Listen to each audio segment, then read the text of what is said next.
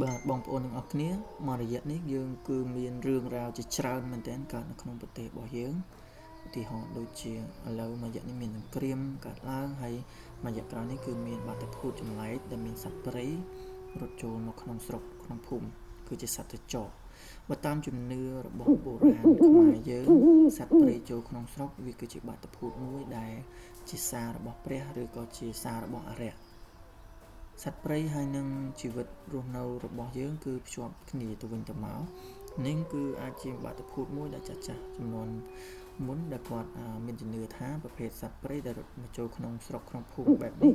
គឺជាប្រផ្នូលមិនល្អទេបងប្អូនហើយជាប្រភេទសត្វកាចសាហាវបែបនេះទៀតគឺវាកាន់តែមិនល្អហើយឧទាហរណ៍សត្វខ្លាសត្វឆ្លូសសត្វត្រចក់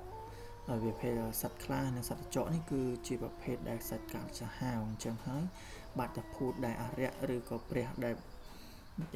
បញ្ជូនសារនេះមកគឺឲ្យយើងមានប្រផ្នូលមុនថាយើងនឹងមានហេតុភេទអ្វីកើតឡើងបើចាស់ពីដើមគាត់តែងតែមានជំនឿថាអាចថាមានជំងឺអសន្នរោគជំងឺកាចសាហាវចូលក្នុងស្រុកក្នុងភូមិឬក៏មានសង្គ្រាមមានអីហេតុភេទចម្លែកនៅក្នុងភូមិអាចថាជាហេតុខ្សត់ទឹកភ្លៀងឬក៏ហេតុភេទអ្វីមួយដែលធ្វើឲ្យយើងត្រូវមានការបង្ការរៀងខ្លួនហើយចាស់បុរាណតែងតែមានជំនឿនិងធ្វើពិធីបួងសួងសុំសេចក្តីសុខសុំសេចក្តីចម្រើនមកវិញមានន័យថាយើងដាក់សំណែនសែនតាមមុខផ្ទះអីចឹងទៅឬក៏យើងធ្វើពិធីបុណ្យនៅក្នុងកម្មវិធីភូមិអីមួយដើម្បីបញ្ជៀសគ្រោះចង្រៃនឹងចេញទៅឆ្ងាយអានេះបើតាមជំនឿបុរាណណាបងប្អូន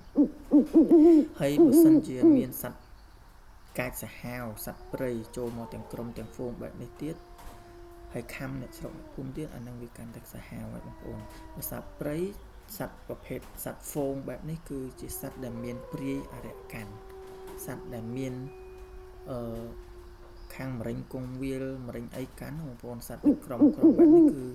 មេហ្វូងវាគឺប្រកាសជាមានអរិយព្រៃតាមថែរក្សាហើយដូចជាមរិញគង់វាលឬក៏ខ្មោចព្រៃអីយ៉ាងទៅអញ្ចឹងហើយប្រភេទសត្វទាំងនេះបើសិនជាអាចយើងគួរតែបណ្ដេញវាចេញទៅឆ្ងាយហើយមួយទៀតយើងដាក់សំណែនសែនទៅដល់អរិយដែលតាមថែរក្សាប្រភេទសត្វទាំងនោះដើម្បីឲ្យវាវិជានៅក្នុងគ្រោះថ្នាក់ទាំងឡាយដែលចូលមកក្នុងភូមិយើងជាក់ស្ដែងហ្នឹងទៅវាជាប្រព័ន្ធមិនល្អទេបងប្អូនអញ្ចឹងហើយត្រូវតែមានជំនឿទាំងអស់គ្នា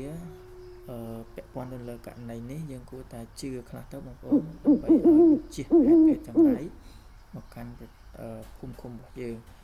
វាមិនមានអីខាតបង់ច្រើនទេបងប្អូនគ្រាន់តែមានជំនឿដែលគាត់យើងសែនព្រេនឲ្យគេទៅអានេះវាក៏ជាជំនឿមកពីមុនដែរអញ្ចឹងហើយវាមិនមែនអីជាខាតបង់លើសលប់ទេអញ្ចឹងបងប្អូនដែលអាចធ្វើបានបងប្អូនគួរតែធ្វើទៅវាគាត់ជាការធ្វើទានមួយដែរបើថាយើងមានជំនឿទៅលើនឹងទេយើងអាចថាធ្វើទានជាពិសេសគឺការធ្វើទានទៅលើអ្នកក្រធ្វើទានទៅលើអ្នកអត់ខ្សត់អញ្ចឹងក៏អាចជាការបញ្ជាគ្រោះចង្រៃបានដែរបងប្អូនអរគុណច្រើនបងប្អូន